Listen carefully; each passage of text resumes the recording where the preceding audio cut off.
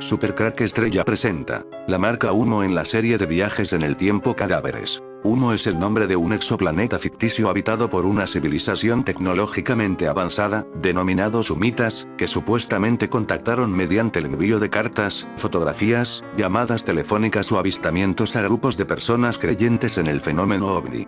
El caso Humo es la denominación en la que se engloba todo lo relacionado con ese falso contacto extraterrestre. Considerado uno de los casos más importantes y emblemáticos vinculados a la ufología en España. Fue un fenómeno de gran popularidad en las décadas de 1960, 1970 y 1980 tanto entre el público como en la prensa y la televisión de la época. 456 Además, tuvo ramificaciones en países de América Latina o en Francia. Según el historiador Mike Dash, el caso Humo comenzó el 6 de febrero de 1966, en Madrid 22. El semanario El Caso publicó al día siguiente que periodistas y curiosos se acercaron al barrio de Aluche de Madrid con motivo del supuesto aterrizaje de un objeto volante no identificado. Dicho avistamiento, posteriormente, se comprobó que había sido presenciado por dos personas. En la publicación también se informó que ni el Observatorio de Madrid ni la Torre de Control del Aeropuerto de Madrid-Barajas habían registrado ningún objeto volante sin identificar ese día y a esa hora. El asunto Humo también tuvo cierta repercusión en Francia, donde destacaría la opinión escéptica de Dominique Caudron. Curiosamente, mucha de la avanzadísima tecnología descrita por ellos, en especial la OAOLEAIDA o cambio de coordenadas dimensionales, los IBOSO o ejes dimensionales, aparece palabra por palabra, aunque con otro nombre, en las obras de J.J. Benítez de la saga Caballo de Troya. En este último caso se emplea para viajar a través del tiempo. De acuerdo con Jacques Vallée, los documentos de Humo plantean similitudes con el mundo ficticio creado por Borges en el cuento Clon, Utvar, Orbis Tertius. Aunque muchos fueron los que demostraron que estas cartas y las imágenes en las que se veía alguna evidencia de su existencia eran más que falsas, mucha población seguía creyendo en su existencia. A pesar de que en estas cartas la procedencia y objetivo de estos seres los describía como pacíficos, muchos testigos aseguraron que eran como dioses, mientras otros lo vieron como una manera de obtener dinero o favores sexuales. El hecho llegó a crear sectas en la década de los 80 en toda España. En los años 90, tras casi 3 décadas de investigación, el ufólogo Manuel Carballal demostró que las fotos no eran reales del supuesto avistamiento con una caña de pescar y una maqueta. Mediante la búsqueda del denominador común de todos los avistamientos, se encontró que el responsable de todo este suceso había sido el ingeniero técnico José Luis Jordán Peña. Jordán dijo: "He sido el autor de Humo. Es un experimento que hice para estudiar la credulidad del hombre, pero se me fue de las manos. Fue un fallo mío. Estoy arrepentido. Mi intención fue hacer creer que existía un grupo de extraterrestres que habían llegado hasta Francia y desde allí se extendieron a España, Sudamérica, etc. Pero es preciso decir que no hacía alusión a ninguna secta. Los creyentes eran libres de creer o no. Lo que pasa es que, con el tiempo, algunas personas se han fanatizado con Humo y lo han convertido en una secta. Una cosa que no era peligrosa la hicieron peligrosa. Humo evoca Humo. Elegí al azar la estrella Wolf 424 ya que mi objetivo real no era desarrollar un mundo extraplanetario creíble. Redactaba los informes los sábados y domingos por la tarde, y aprovechaba mis viajes al extranjero para enviar desde allí las cartas. Utilizamos la maqueta colgada de un hilo de nylon muy delgado. Usamos una velocidad muy rápida, 1 milésimo, para que el platillo y el fondo de la foto saliesen igual de enfocados, y el platillo pareciese más grande. El regreso de Humo. A día de hoy aún hay quien cree en el fenómeno Humo, incluido el hijo de su propio creador. Sin embargo, aún hay mucho más por revelar del caso. Esta serie de 3 capítulos de Movistar presentará todo el fenómeno relacionado con ovnis, sectas, nazis y el papel que tuvieron los medios de comunicación en la difusión de esta historia. No pensaba prestar mucha atención en mi canal a este tema, pero los hechos son tosudos, porque una serie inglesa, que trata de viajes en el tiempo, como es la serie Cadáveres, usa este símbolo para marcar a todos los viajeros del tiempo. No parece muy lógico de usar un símbolo que es idéntico al Humo. Si esta historia fue todo un montaje, entonces entonces por qué usa la serie el dibujito de humo. Algo extraño es, además este símbolo aparece en el caso del ovni de Voronezh el 27 de septiembre de 1989, en plena perestroika, se produjo en la ciudad soviética de Voronezh, al sureste de Moscú, un encuentro con un ovni y sus ocupantes que, debido a la cantidad de testimonios, a lo grotesco de la información y a la relevancia de la principal agencia implicada en la noticia, TASS, tuvo una repercusión mediática inusual. Hasta la actualidad no se han desmentido los hechos por parte de los supuestos testigos, aunque sí por parte de los investigadores. El mismo día y año que el caso de Voronezh, en España Cádiz se producía un caso de viajeros del tiempo alemanes en la playa. El 29 de septiembre de 1989, una nave extraterrestre aterrizó en Rusia. 3 alienígenas y un robot bajaron del platillo volante y aterrorizaron a un grupo de niños que jugaban en un parque. Uno de ellos incluso fue abducido. Ocurrió a media tarde y el suceso fue dado por verosímil por el gobierno soviético. Esa misma noche, 3 extraterrestres fueron vislumbrados en Conil de la Frontera, Cádiz, por 5 vecinos del pueblo. Tal vez fueron los mismos de Rusia que, en su camino de vuelta a su planeta, pararon en la costa gaditana para comerse un atún de la almadraba antes de emprender su larguísimo viaje por el universo. Se acaban de cumplir 30 años de una fecha marcada en rojo para los amantes de la ufología y los sucesos paranormales. 5 gaditanos aseguraron haber visto a 3 alienígenas en la playa de Conil, mirando hacia la costa y pasándose una especie de pelota blanca. También, que cuando dichas criaturas se sintieron observadas, mutaron su aspecto. Se transformaron en un montículo, luego en un matrimonio alemán, y se marcharon de allí con viento fresco. Si suena increíble, más extraño todavía resulta que ese mismo día se produjese el supuesto aterrizaje de una nave extraterrestre en Voronezh, una ciudad 600 kilómetros al sur de Moscú.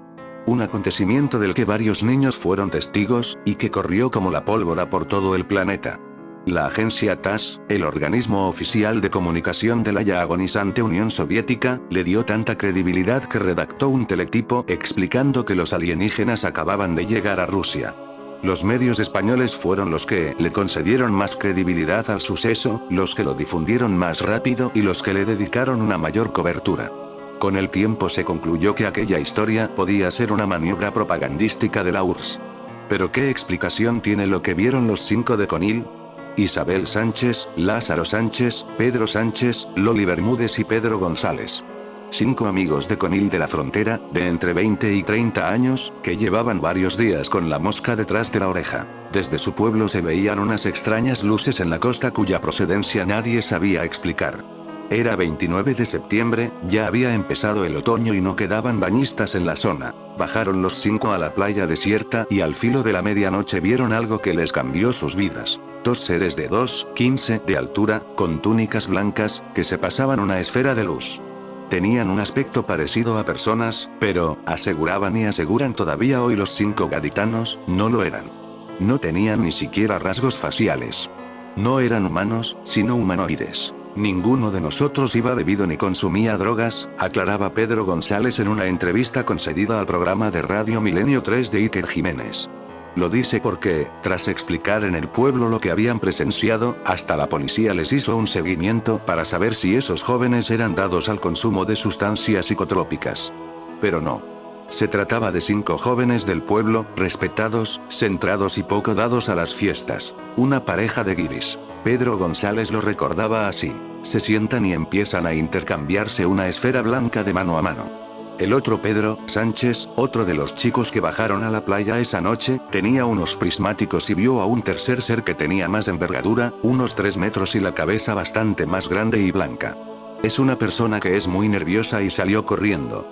Lo intenté frenar para preguntarle qué había visto y me dijo que un ser de 3 metros con la cabeza muy grande y vestido de negro, le explicaba Pedro González a Iker Jiménez, añadiendo que habían dejado huellas de pie de casi medio metro de largo. Cuenta este testimonio que, cuando los extraños seres se vieron observados, hicieron una especie de montículos para ocultarse.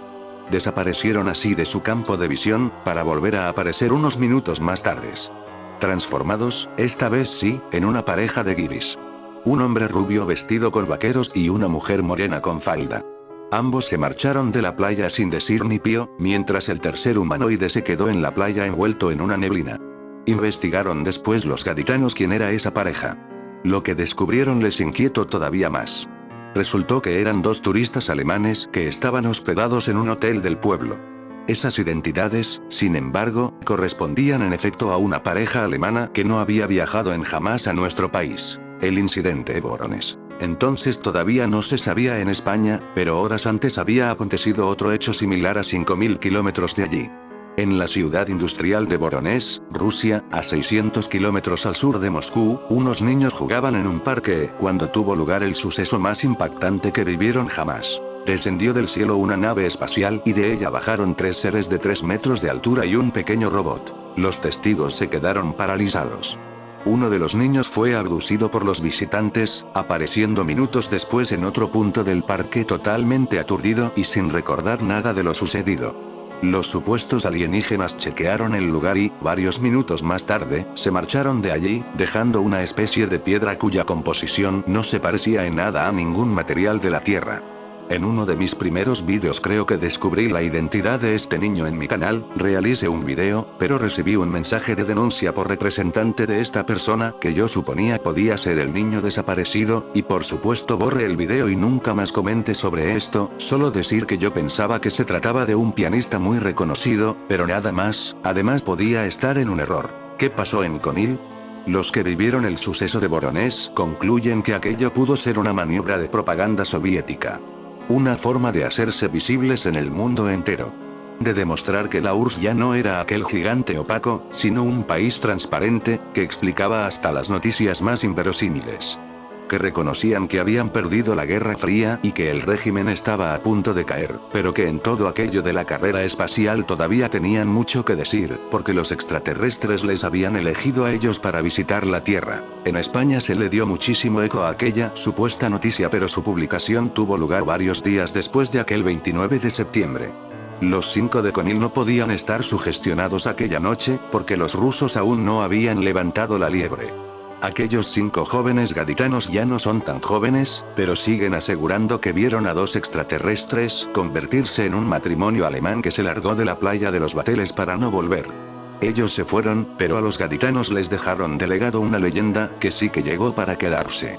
Esto de que eran alemanes, tiene su importancia, ya que los nazis crearon una máquina del tiempo llamada campana nazi. Los 3 sucesos mayores, en mi opinión, de la ufología española: 11 de noviembre de 1979, Manises, Valencia. 5 de marzo de 1979, Canarias, y 22 de junio de 1976, Canarias, son al mismo tiempo la historia de 3 falsificaciones periodísticas, 3 ejemplos destacados del proceder retorcido, interesado e histórico del sensacionalismo de los divulgadores del mito de los platillos volantes en España. Me quedo ahora con el tercero, del que hoy se cumplen 40 años. Este caso de 22 de junio de 1976 es también conocido erróneamente como el ovni de Galdar, por proceder de un barrio de esta localidad Gran Canaria, el relato del testigo al que los UFO periodistas encumbraron como testigo estrella.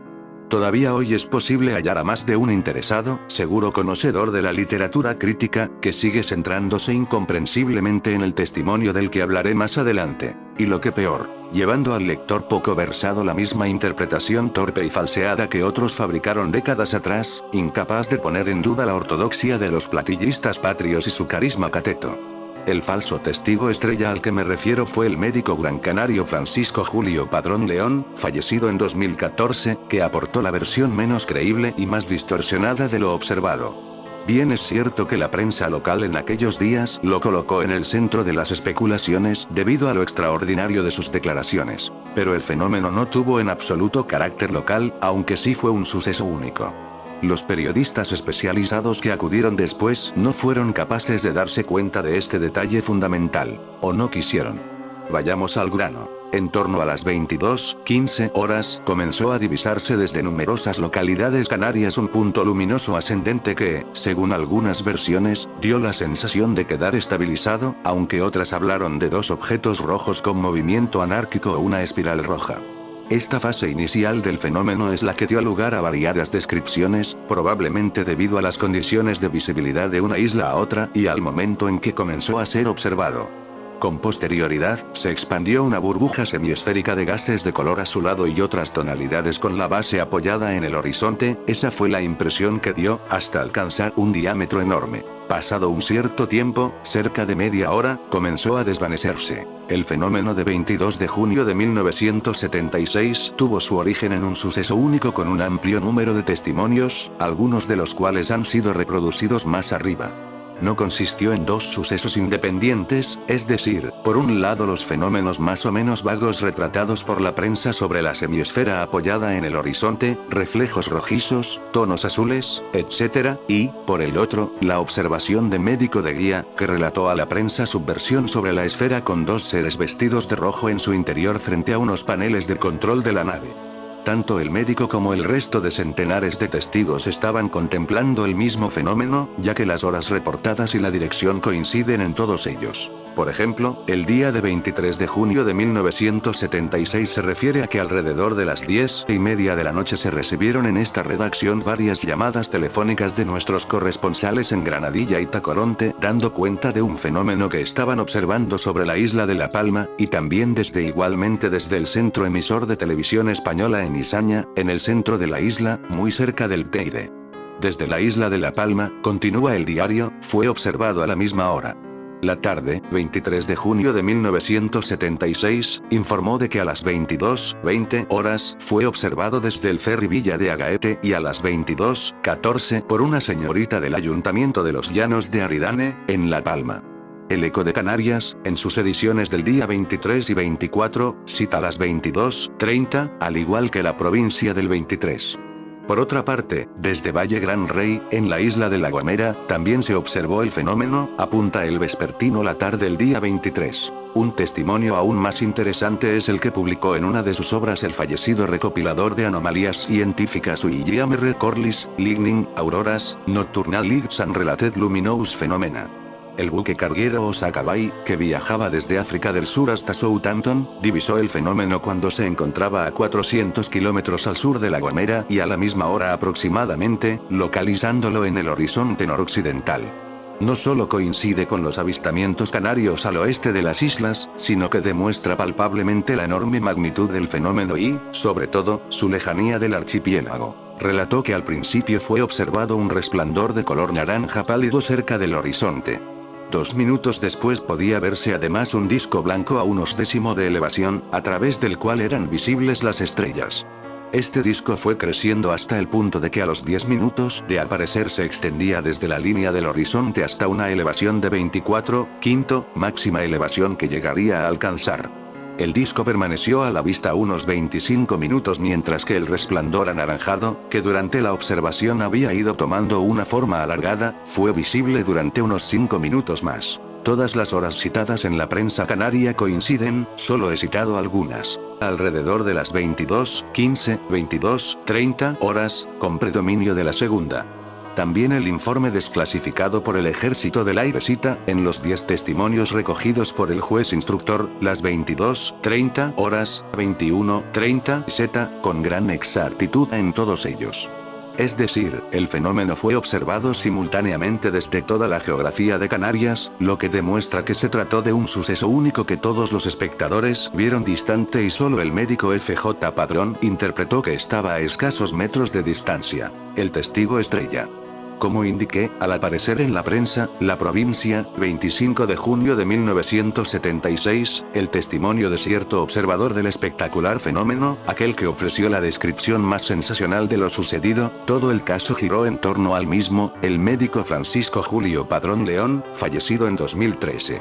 El primer investigador en poner en cuestión su testimonio fue Manuel Borràs, que desde el cómodo sillón de su domicilio en Hospitalet, Barcelona, analizando los testimonios y comparando los datos conocidos, propuso un escenario racional y completamente verosímil por el cual el citado médico habría observado el mismo fenómeno que el resto de canarios, exactamente lo mismo que observaron los palmeros, los tinerfeños y el resto de habitantes de estas mágicas islas. A principios de la década de 1970 el movimiento hippie daba sus últimos coletazos, las apariciones de ovnis eran cosa de todos los días y las terapias médicas alternativas comenzaban a ser aceptadas en el mundo.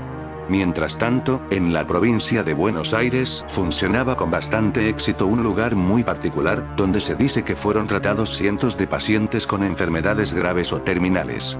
El sitio estaba en un campo a la vera de la ruta 3, kilómetro 77, en la localidad de Cañuelas. Aquellos que llegaron a visitarlo hablan de un extraño hospital donde en las paredes había fotos de platos voladores y la tecnología médica parecía sacada de películas de ciencia ficción, con pantallas fluorescentes y botones luminosos.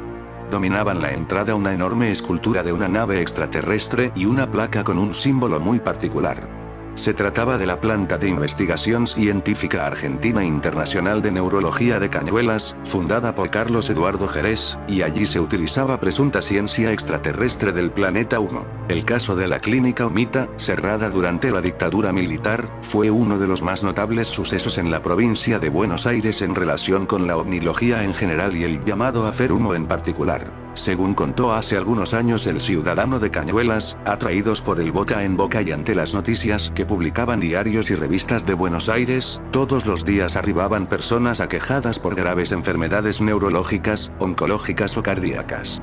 Jerez no era médico, pero tenía dos ayudantes, el doctor Analberto Alcaraz, nacido en Asunción y radicado en Argentina en 1969, y el homeópata y radiestesista Eduardo Salatino, fallecido en 1996. El dueño de la clínica era un técnico en radio y televisión nacido en Varadero en 1939, que se decía continuador de un proyecto científico integral iniciado en Francia en 1901 por su abuelo materno, Gaspar Asprella, que emigró a nuestro país en 1927. También decía que era la conexión argentina de los humitas, asegura el ciudadano. La cuestión de humo es fundamental para entender qué sucedía en la planta de investigación científica. Pero ¿de qué se trata este asunto, que ya lleva más de medio siglo dando vueltas entre los especialistas de la ufología? Humo es el nombre de un supuesto planeta que orbitaría alrededor de la estrella denominada Wolf 424, situada en la constelación de Virgo. Los habitantes de este mundo visitaron la Tierra por primera vez en 1950 y comenzaron a contactar a los humanos, a quienes transmitieron sus elevados conocimientos científicos. La historia parece tomada de una película, pero es lo que se deduce de miles de cartas que llegaron a investigadores de todo el mundo, incluso de Argentina, a partir de la década del 60, de las cuales hoy en día todavía no hay certeza de su origen. En general se supone que todo fue un enorme bulo, pero no se sabe bien quién lo comenzó y por qué. Es muy conocido el símbolo de humo, que fue visto y fotografiado en un ovni cerca de Madrid, España, en 1967. Algo así como una H con sus trazos laterales curvos y una barra vertical en el centro. Detalle: es muy similar al logo de la Universidad Tecnológica Nacional, UTN. Ese mismo símbolo estaba al pie del plato volador de 4 metros de altura en la clínica de Cañuelas, y en una placa en la entrada. Con ello, Jerez demostraba ser poseedor de una presunta ciencia extraterrestre, que le permitía curar las enfermedades más cruentas. Según afirma el prestigioso ufólogo francés Jacques Vallée en Revelations 1991, inédito en castellano, las misteriosas curas del cáncer hacían uso de los rayos gamma, y varios pacientes supuestamente terminales habían sido mejorados o incluso curados en la instalación. Añade que el sistema médico utilizado combinaba aparatos de impresionante sonido con las afirmaciones habituales de los curanderos modernos. Mezcla rayos gamma con energía cibernética, que Jerez describe como el campo de calor que rodea los tejidos. Vallée, que hizo conocida la clínica Humita al mundo, cuenta que hablando ante un grupo de estudiantes locales, Jerez declaró una vez que su personal era de Ganímedes y que curaban mediante el uso de técnicas de radiación traídas de otros planetas.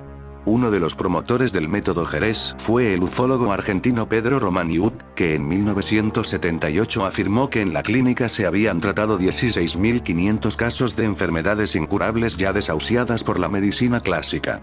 En el lugar, decía el autor de texto de Ciencia Extraterrestre, había 5 estaciones de radioaficionados y más de 100 aparatos, uno más extraño que el otro. Mientras tanto, desde octubre de 1974 los círculos médicos de Morón, CMM, y Cañuelas, CMC, venían denunciando que Jerez era un charlatán. Los más ignorantes dicen curar con sapos, naipes y yuyos. Estos, en cambio, usan un secador de cabellos y lucecitas de colores, declaró a la revista 7 Días el Dr. Somayel Arón, del CMC. La clínica fue clausurada en junio de 1976. Alcaraz comentó a El Ciudadano que hubo inspecciones, no sé si municipales o nacionales, hasta que la dictadura, a través de Ramón Camps, jefe de la policía de Buenos Aires en esa época, detuvo a Jerez y lo hizo desaparecer temporalmente. Gracias a las conexiones que había tejido con altos rangos militares a través de los pacientes, logró que se lo liberaran tras un mes de la famosa calesita policial de traslados permanentes en destacamentos policiales. Para su liberación le prohibieron seguir con su actividad en el país y lo obligaron a cambiar de lugar de residencia. En ese momento había unos 200 pacientes en tratamiento en la planta científica. Jerez desapareció de la vida pública por algunos años. En los 80 fue encargado de una fábrica de papel higiénico que llamó ONO, nada menos que el nombre del presunto servicio de inteligencia del planeta 1. Años después parece que volvió a entreverarse con las prácticas alternativas y en 1995 fue acusado de homicidio y ejercicio ilegal de la medicina tras la muerte de pacientes a los que, presuntamente, aplicó sus técnicas de origen extraterrestre. Nadie sabe hoy en día qué pasó con Carlos Eduardo Jerez, si vive o no, y dónde está. En tanto, ¿dónde estuvo la clínica, que atrajo a tantas personas con enfermedades incurables en busca de una última esperanza? Hoy no queda ni el recuerdo. ¿Quién sabe qué se hizo de la placa con el símbolo de humo de la entrada, y qué habrá sucedido con aquel plato volador de metal y ventanas de acrílico azul, construido a fines de 1975 por un viejito que trabajaba en una zinquería, según dicen? Una lástima. Podría formar parte del Museo OVNI en Victoria, Entre Ríos, como muestra patente de uno de los mayores fraudes relacionados con la ovnilogía que se vivió en la provincia de Buenos Aires y en el mundo. En fin amigos de Supercrack Estrella, si el video te gustó pulgar arriba.